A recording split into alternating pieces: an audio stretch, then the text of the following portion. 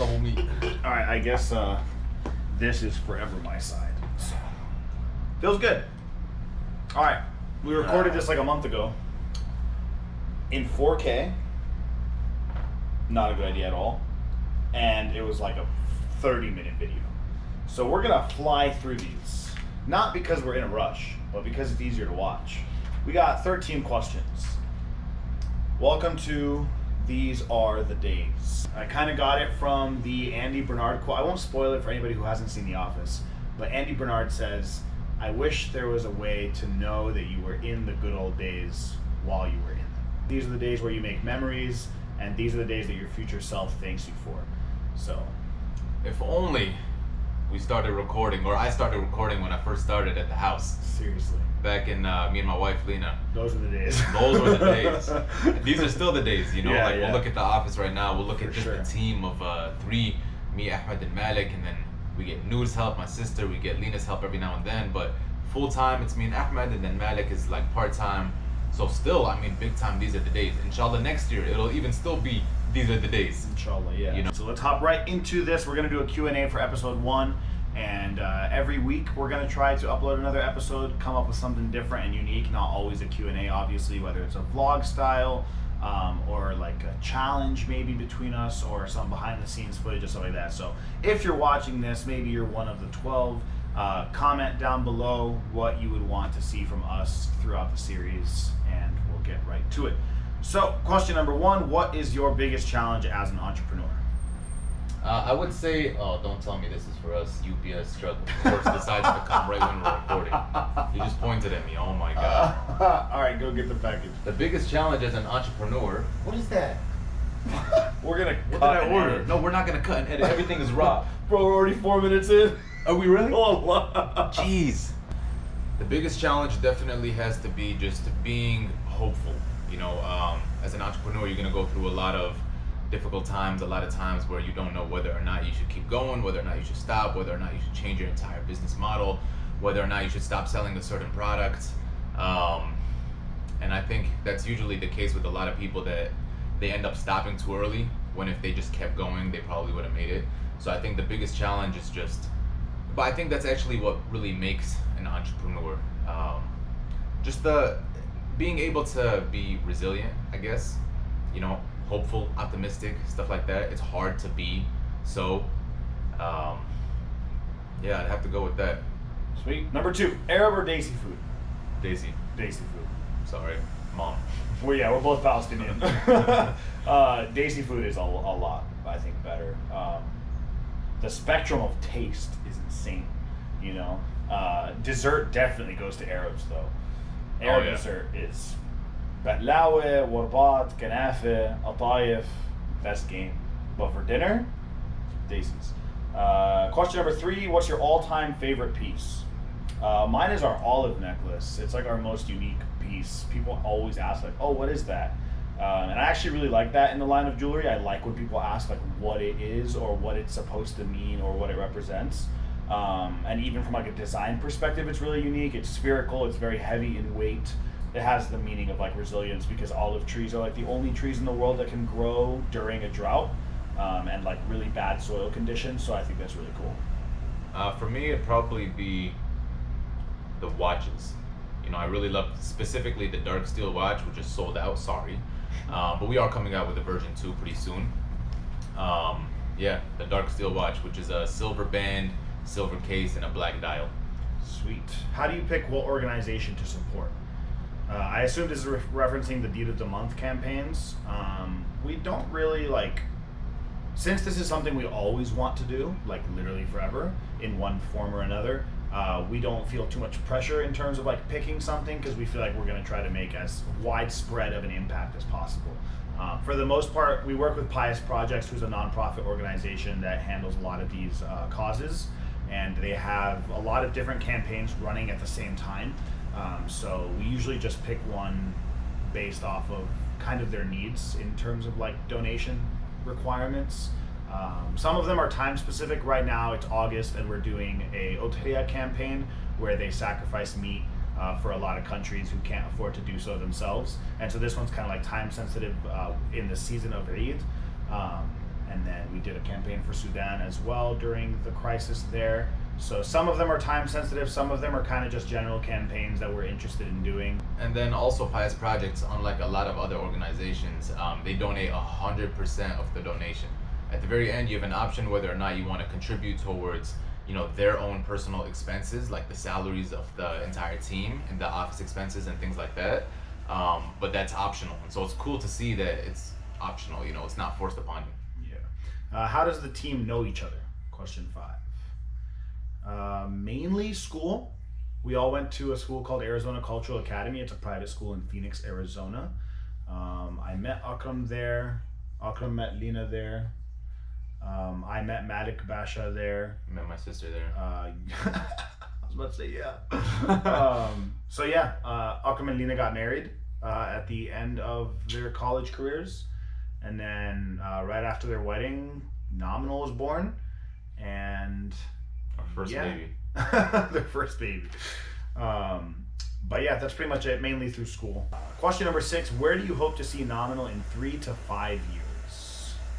So it's a big jump because the company's only a year and a half old. Because I feel like a year ago we would have no idea. Yeah, and even a year from now, of course we want to say that I would love for Nominal to be within so many stores and a global brand and a household name and all that kind of stuff. And I mean, that is what we hope for Nominal. Yeah.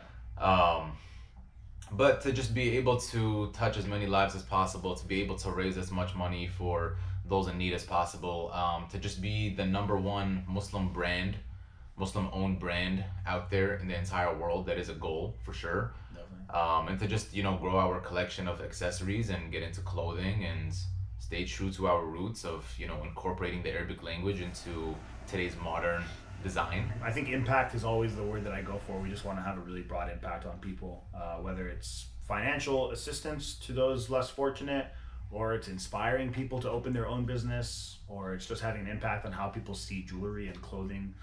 Like literally the spectrum is endless, so that's the goal always. Question number 7: when did you know Nominal would be big enough to work on it full time?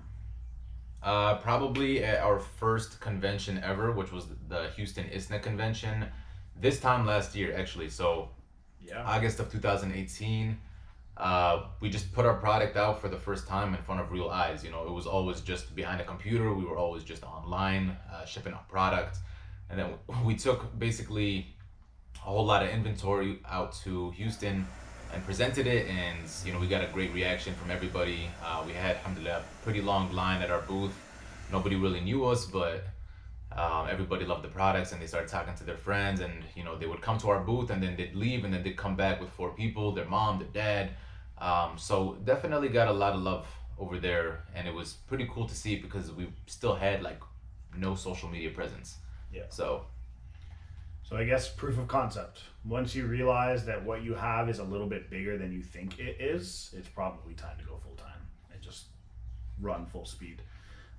Question number 8: what was the most reoccurring mistake that you made through the first year of building Nominal, and then how did you correct it? probably not delegating enough. I mean, you can only do so much. Time is limited. You can't just work forever. And even if you could work forever, you can only get a certain amount of things done. So I think not working as smart as I could have, not delegating as much as I could have, not asking for help as much as I could have. I think a lot of people try to control everything, and I think that's the one way that you're not going to really grow as much as you could. Start getting help.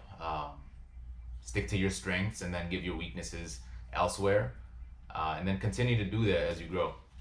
Sweet. Question number 9: what's the backstory of how this all started? Why specifically jewelry? Also, hey. So, kinda_halal. Hello. Hey. The story behind Nominal is, so prior to Nominal, I started a company called Kufi Artist. Basically, I would create wall art out of Arabic designs, Arabic calligraphy. That was a kind of difficult business for me, but I still wanted to stay within the business of Arabic fashion, Arabic design. I've always been into fashion, accessories, jewelry, watches, stuff like that. So I decided, let me still stay within the Arabic design industry, but incorporate it into accessories and fashion. And it kind of just started there about a year and a half ago, January 22nd, 2018. Started sampling with some designs, put some Arabic words on some Arabic or on some necklaces, put some Arabic numbers on watches that we designed in house, and then just took out from there. Yep, yep. Number 10, where do you continually gather more inspiration from? I feel like inspiration in like the line of jewelry can mean like design inspiration, but it could also mean like inspiration in terms of like how to keep going with any business in general. Um, I think that one's more interesting. Gathering inspiration in terms of design can come from a lot of different places, whether it's like other jewelry companies or maybe like architectural inspiration is a big thing. But in terms of like inspiration to just keep working, I feel like your why needs to be very strong. You need to have a motive other than like money or fame or anything like that. It needs to be like a really internal urge to get something done. And that should inspire you like every day. Obviously, you're going to go through like a lot of downfalls. You're going to go through a lot of ruts where you feel like this it might not be for you. But just like Alcom said in the beginning, that optimism and that resilience is what makes an entrepreneur an entrepreneur. So I feel like the inspiration that we always continually gather from should mostly be from ourselves, I think, or like our future goals. What we see in the future inspires our present self. And then when I'm all out of inspiration, I turn to Akram, and then I kind of steal some from him and keep that hamster wheel running. It also comes from travel. So I do recommend traveling as much as you can, even if it's just domestically. Just seeing different cultures, different people, different locations, different architectures. When I went to Turkey for the first time a couple of years ago, I definitely got a lot of inspiration from there. And yeah, so definitely travel, and then from everything else inspiration related, exactly what Ahmed said. Question 11, advice on starting your own business as a young Arab with no experience. Just start. Get experience. That's the... Go. It's kind of like jobs who like require experience before you apply, and then like you just go apply to another job, even though you won't like the job, let's say like a retail job or a cashier position or whatever, just so you can say that you've done something. So there should be something under your belt, you know, some form of experience. It doesn't have to be big. It doesn't have to be massive and scary and life-changing and this whole leap of faith thing that entrepreneurs like to talk about. Because the leap of faith will come eventually, but you will not start with a leap of faith. You're going to start with something that maybe takes up an hour of your day, whether you're starting a YouTube channel or whether you're starting a clothing line or whether you're selling hand-drawn art. Whatever you're doing, start small, love it. You know, love it and just start. The details, you could spend years looking up articles and motivational speeches and the details of how to start a business and stuff like that. You'll learn a lot quicker if you just begin. The risk doesn't need to be super high, like I said. Contain yourself to whatever you can manage, learn that way, and just grow slowly but confidently. Yeah, your first business will never be a successful business, so you might as well just start. Time passes anyways, just get the ball rolling, and then if it's not your first business or your second or your third or your fourth, it'll be your fifth. Yep. So the more you try, the more likely you'll succeed. Question number 12, what is your ultimate goal for the company? Ultimate goal for the company is to just really be able to inspire millions of people, you know, not even thousands, but to become a household name and then keep that message that we have with the company to continue to grow with the brand name and to resonate with people. Our jewelry revolves around the two phrases or the two words, meaningful accessories. So we want to create pieces that are more than just fashion. You know, pieces that resonate with people, pieces that have a good amount of meaning behind it, pieces that have certain words engraved into them that mean something to you, and to just really be able to raise millions and millions of dollars, touch as many lives as possible, inspire as many people to start their businesses and to do what it is that they love. I'm doing what I love. You doing what you love or no? I'm absolutely doing what I love. So, yeah.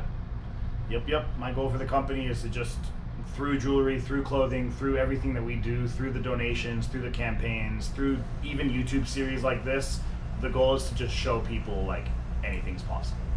You know, like no matter who you are, how little money you have, where you came from, you are better than your circumstances. hopefully we can prove that to you time and time again. Question number 13, the last question, actually one of my favorite questions. What's the hardest business decision you've ever had to make? Probably moving into an office, leaving the house. I mean, where me and Lena used to live, it's comfortable. You know, the expenses are very minimal. There's a lot less risk. You can stop the business and just, you know, no one will really notice, especially at the very beginning. So kind of taking that leap, you know, moving into an office, hiring, you know, having Ahmed be a full-time employee. It's not something cheap. It's a lot of responsibility. You know, he has bills. Those bills are now reliant on the company to be able to be of a certain level to take care of those bills, to take care of my bills. Lena now works, but from before she wasn't working, so I had to cover for myself and her as well within our house. And so with any business, you need to keep expenses minimal. So kind of taking that leap, making the investment in an office, trusting your gut. A lot of people told me not to. They said there's still space in your house, squeeze every single inch. But I felt like it'd be best to actually get an office and separate the two, and that is what ended up being best in my opinion. So yeah, kind of just taking that leap, you know, taking it to the next level and getting out of my comfort zone. Yeah, I think that's going to be a lot of people's struggles when, just like Akram said, getting out of your comfort zone. Starting the business on its own is probably getting out of your comfort zone at all, right? Like starting something, buying the domain name, making your first Instagram post, letting your friends know that you now sell whatever it is that you sell. That's scary. People might not want it from you. People might laugh. People might ask what makes you different than anybody else. So just like it was in question one, like the hardest part about being an entrepreneur is that confidence. It's the self-sustaining confidence that doesn't come from other people, it comes from yourself. And so that ties into like, what's the hardest decision you've had to make? It's like a whole other leap of faith right after. Like opening the book at all is like the first leap of faith, and then the next chapter of it, when you feel like it's my turn to go full-time, I'm hiring somebody to go full-time, and I'm buying an office. I think those all kind of click together at the same time, and it could be really scary. But Renting, one day we'll buy. no, right, yeah. One step at a time. But yeah, I agree, that would terrify me if I was in his position. So, but alhamdulillah, Tawakkul. Yeah, tawakkul. Trust, Seriously, trust in Allah and make this istikhara. Yeah, tie the camel, trust in Allah, and things will work out. Just work really, really hard. So that wraps up today's Q&A. We're going to try as best we can to do this weekly. We will do it weekly. Hold us accountable. Yeah, honestly, good point. What's today? Tuesday? We'll Tuesday. upload this tomorrow, so Wednesday? I'll try to get this uploaded tomorrow. You should be watching this on Wednesday, and every Wednesday we're going to have a new video up. Wednesday, what date is that? I don't even know what today is. Today's August 6th. 6th. I should know what day it is. Yeah. Yesterday was my wedding anniversary. So August 7th, hopefully this video will be up, inshallah. We're going to try to cut and splice it so it's not too long. If you've made it this far, comment down below, pineapples, and we'll see you guys in next week's video. Peace out.